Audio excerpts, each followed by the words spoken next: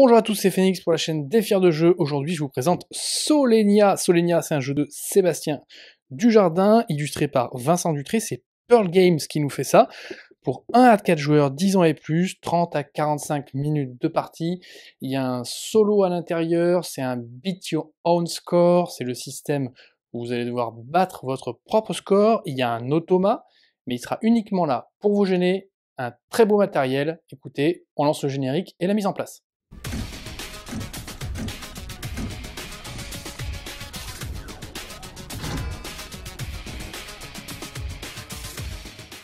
Voilà la mise en place terminée de Solenia. Regardez cette belle planète qui est là devant vous. Et vous pouvez déjà vous apercevoir d'une spécificité de Solenia. Sur Solenia, le cycle des saisons est figé et vous avez un hémisphère qui est tout le temps dans l'ombre et un hémisphère qui est tout le temps à la lumière. Votre noble tâche, eh bien, c'est d'arpenter cette planète à bord de votre dirigeable, magnifique petit dirigeable en plastique avec son petit support, d'accord. Vous allez arpenter cette planète d'île en île, d'île flottante en île flottante, pour leur apporter les ressources dont ils ont cruellement besoin. Et on voit ici que les populations qui sont dans l'ombre ont absolument besoin de bois et de blé, et les populations qui sont au soleil ont absolument besoin d'eau et de pierre. Voilà. Donc, on voit que déjà vous allez avancer et vous allez essayer de satisfaire un petit peu toutes ces îles. Qu'est-ce que vous allez avoir comme ressources? Eh bien, vous allez avoir de l'eau, du blé, la pierre et du bois.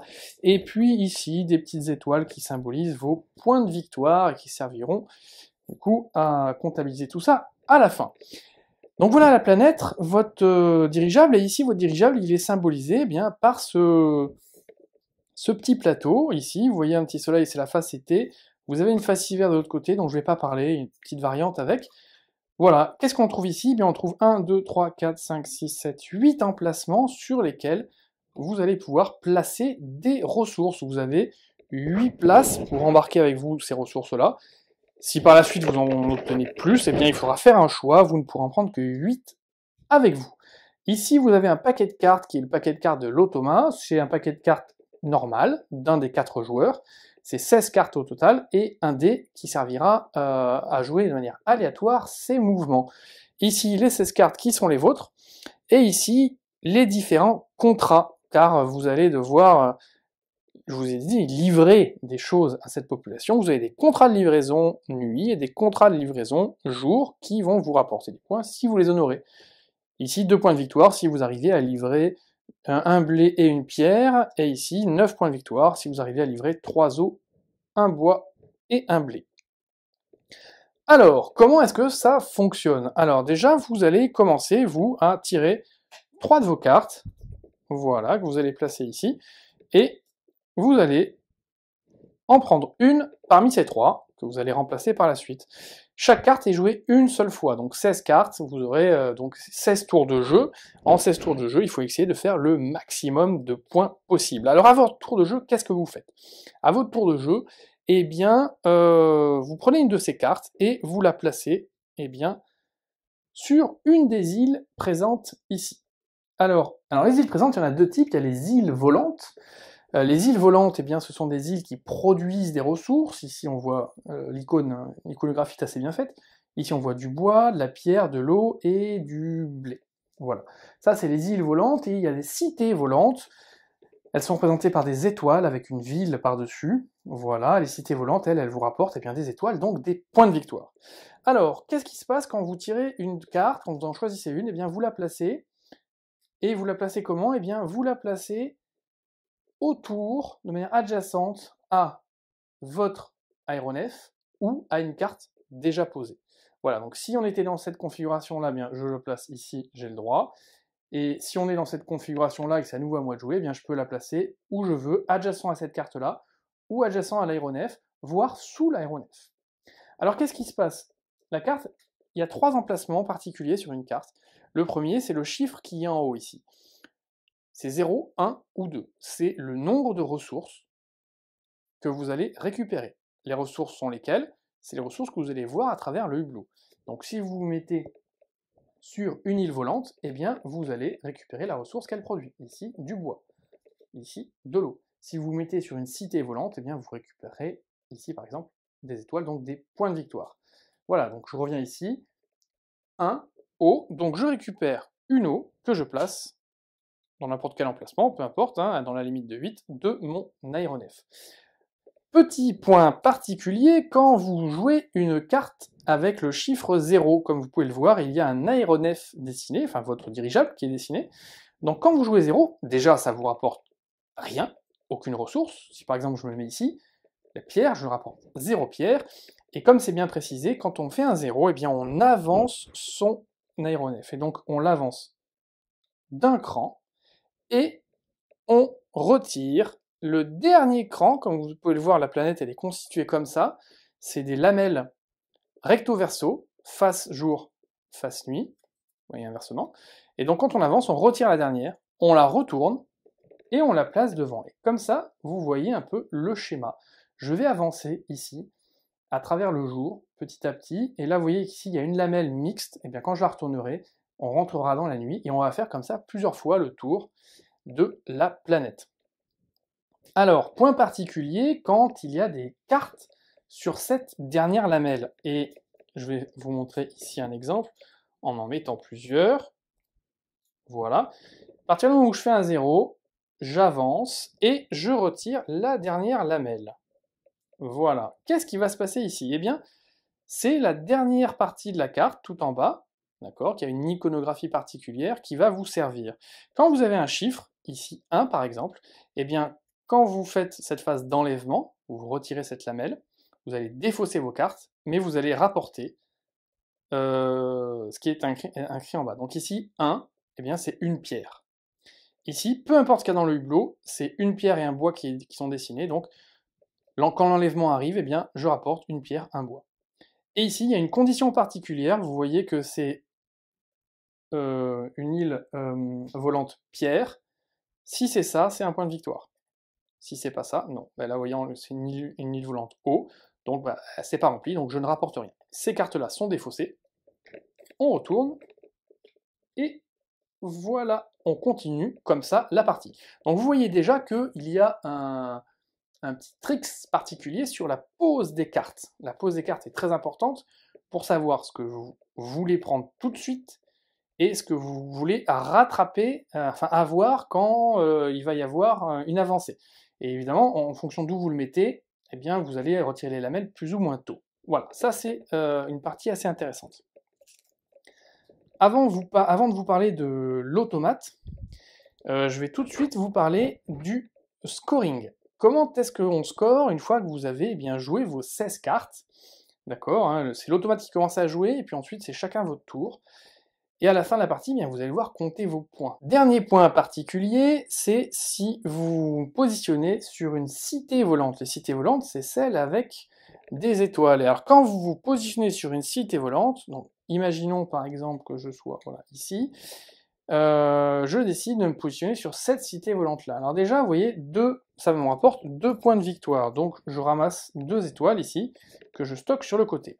Et ensuite, quand on alimente quand on va sur une cité volante, on doit l'alimenter, et donc on doit remplir obligatoirement un contrat. C'est une cité volante jour, je dois remplir un contrat jour. Donc imaginons que j'avais 2 os sur moi, et je dis, ben voilà, ce contrat à 2 points de victoire, je l'honore parce que j'ai 2 os. Vous les prenez, vous les défaussez, et votre contrat, vous le positionnez dans l'ordre de gauche à droite, en haut les contrats jour, en bas les contrats nuit. Automatiquement, il y a un petit bonus qui est affiché là, en l'occurrence c'est un bois, que vous mettez dans votre aéronef. Alors, point particulier, bon moi je prends pas les étoiles ici, vous ferez, voilà, c'est bien marqué, vous ferez la somme à la fin. Voilà, donc point particulier, ne vous mettez pas, vous n'avez pas le droit de vous mettre sur une cité volante si vous ne pouvez pas honorer de contrat. Une fois que c'est fait, eh bien vous décalez les contrats vers le bas et vous renouvelez, voilà, comme ceci. Donc il va y avoir un espèce de... enfin, ça va bien tourner, et les contrats vont de 2 à 9, avec un niveau de difficulté variable. Avant de vous parler du scoring, laissez-moi vous parler maintenant de l'automate. Alors sachez d'abord que l'automate commence à jouer. la partie. Et l'automate joue comment? Il a exactement les mêmes cartes que vous, sauf qu'il n'a pas de plateau aéronef, dirigeable, il n'a pas de ressources et il n'a pas de point de victoire. Donc vous allez lancer le dé, et en fonction du montant du dé, vous allez placer la carte sur la case correspondante. Le 1, c'est en face, 2, 3, 4, 5, 6, et voilà. Donc le 1 en face, vous tirez la première, vous la retournez, et vous la positionnez en face. Ce qui vous permet de vous bloquer, car vous ne pouvez pas mettre une carte sur une carte déjà posée. Voilà. Alors attention, en revanche, quand il joue un 0, vous jouez le fait que l'aéronef avance, d'accord? Bon, là déjà, en théorie, voilà, on respecte tout ça, normalement, on était dans cette position-là, l'aéronef est toujours au milieu. Donc là, 0, il avance, donc il avance comme ceci, et on enlève la dernière lamelle qu'on retourne. Voilà, et ensuite, c'est à vous de jouer. Et ensuite, c'est à nouveau à lui, vous relancez le dé, 6, et vous vous positionnez ici. Il ne rapporte, je répète, aucune ressource, c'est juste qu'il bloque cet accès qui n'est plus donc accessible. Qu'est-ce qui se passe si, eh bien là par exemple, vous faites 1, 2, 3, 4, 5, c'est-à-dire une carte qui est déjà occupée par vous. Alors si c'est déjà occupé par vous, eh bien vous allez continuer dans l'ordre croissant. Donc là, 5, ça tombe là, c'est pas possible. Ordre croissant 6, vous allez vous positionner ici. Qu'est-ce qui se passe quand il y a une carte à lui, cette fois-ci? Eh bien là, c'est à vous de choisir un emplacement à côté de cette carte. Donc là, si par exemple vous avez fait 6, eh bien vous avez le droit de choisir ici, ici, ici. Et si c'est pas possible, eh bien vous continuez dans l'ordre chronologique et vous vous remettez là. Voilà. Oui, j'ai dit à côté, oui, contigu. D'accord, adjacent. Voilà, je cherchais le mot, adjacent. Donc je répète, quand vous tombez sur une carte qui est à vous, eh ben, vous continuez dans l'ordre chronologique, et quand vous tombez sur une carte qui est déjà à lui, vous choisissez un emplacement adjacent, et si c'est pas possible, vous continuez. Quand il tombe comme ça sur une cité volante, pareil, il doit honorer un contrat de livraison, sauf qu'il a rien à livrer, donc vous défaussez le dernier contrat de livraison, celui le plus en bas, donc là c'est un contrat jour, les 9 points, eh ben trop tard, vous ne pouvez pas les faire, vous le défaussez, vous décalez, et vous renouvelez. Voilà, tout simplement. Et vous jouez comme ça 16 tours. Abordons maintenant le scoring. Eh bien le scoring, en fin de partie, donc en fin de partie, en théorie, vous aurez quand même un peu masterisé et vous aurez atteint, je pense, quelque chose dans cet ordre-là, au moins pour vos premières parties. Avec évidemment toujours quelques petites ressources que vous allez avoir. Voilà, vous allez finir votre partie comme ça, avec quelques points de victoire ici.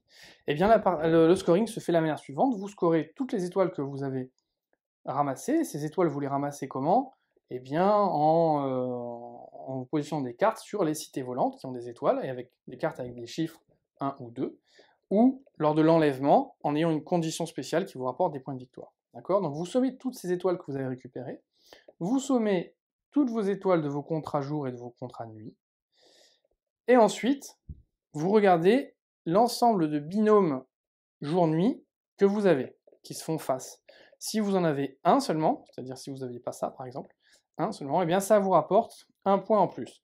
Quand vous en avez deux, vous voyez l'iconographie est bien précisée ici, ça vous rapporte 3 points en plus. Quand vous en avez 3 face à 3 autres, ça vous rapporte 6 points. Et quand vous en avez 4, ça vous rapporte 10 points.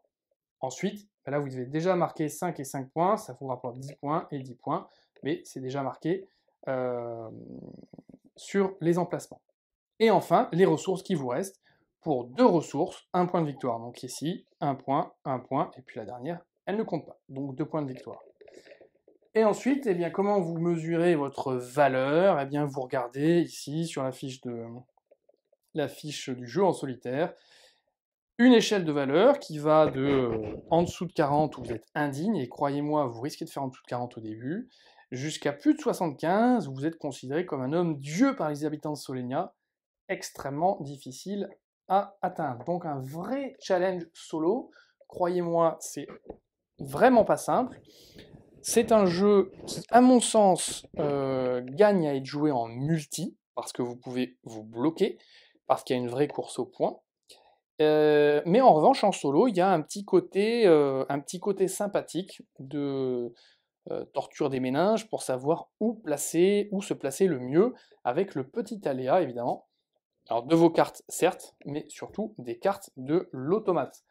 Voilà, j'espère que cette vidéo vous aura éclairé sur le jeu Solenia et que le son est pas trop mauvais. J'utilise un nouveau micro. Le souci c'est que je l'ai pas branché. Je ferai le montage et la synchronisation par la suite. Voilà, c'était Solenia de Pearl Games, Sébastien Dujardin, Vincent Dutré. Pour vous éclairer un peu plus, eh bien, je vous propose tout de suite dans une autre vidéo, dont le lien va s'afficher là, si je l'ai déjà mise en ligne, peut-être. Je vous propose tout de suite eh bien, de vous faire une partie commentée. Allez, sur ce, jouez bien.